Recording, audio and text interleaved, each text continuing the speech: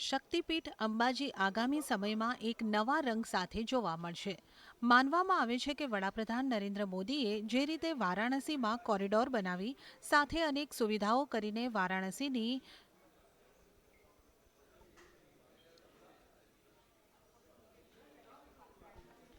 માનવામાં આવે છે કે વડાપ્રધાન નરેન્દ્ર મોદીએ જે રીતે વારાણસીમાં માનવામાં આવે છે કે વડાપ્રધાન નરેન્દ્ર મોદીએ જે રીતે વારાણસીમાં કોરિડોર બનાવીને અનેક સુવિધાઓ કરીને વારાણસીની ઓળખ જ બદલી નાખી, તે રીતે વડાપ્રધાનના સીધા માર્ગદર્શનથી અંબાજીનો વિકાસ થનારો છે, જેનો સૌપ્રથમ ફેઝમાં અંબાજી અને ગબ્બરને સાંકળતા શક્તિ કોરિડોર બનાવવામાં આવશે.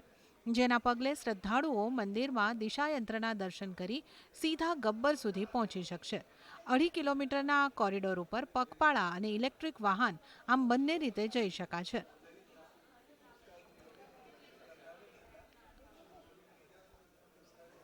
2.5 કિલોમીટરના કોરિડોર ઉપર પગપાળા અને ઇલેક્ટ્રિક વાહન આમ બંને રીતે જઈ શકાશે.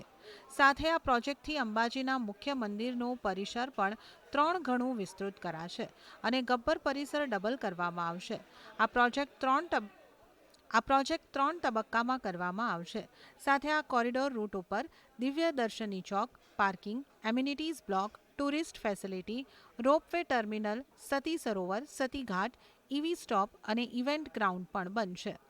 હાલ તબક્કે આ મહત્વના પ્રોજેક્ટને લઈ સર્વેની કામ રિપીટ હાલના તબક્કે આ મહત્વના પ્રોજેક્ટને લઈને સર્વેની કામગીરી પ્રારંભ કરી દેવામાં આવી છે, જેના માટે આ માર્ગો પર આવતા કેટલાક રહેઠાણોને તેમજ બિલ્ડિંગોને દૂર કરવાની નોટિસો પણ આપવામાં આવી છે. એવું મનાઈ રહ્યું છે કે અંબાજીનું વિકાસલક્ષી પ્રોજેક્ટ એ વડાપ્રધાન નરેન્દ્ર મોદીનો ડ્રીમ પ્રોજેક્ટ છે, જ્યાં યાત્રિકોના સ્વાગત માટે આગમન પ્રાંગણમાં જ વિશાળ ચાચર ચોક બનશે ને આ કોરિડોર પર સૌથી પહેલા દિવ્ય દર્શની ચોક બનાવવામાં આવશે, જ્યાં વિવિધ કેન્દ્રો સ્થાપિત કરાશે. ત્યાં સ્થાનિકોને વિશેષ રોજગારી મળી રહે તે માટે આ કોરિડોર ઉપર રિટેલ સ્ટ્રીટ પણ બનશે. સતી સરોવરની આગળ આ મેદાનમાં 120 મીટર પહોળો ઇવેન્ટ પ્લાઝા અને ગરબા ગ્રાઉન્ડ નિર્મિત કરાશે.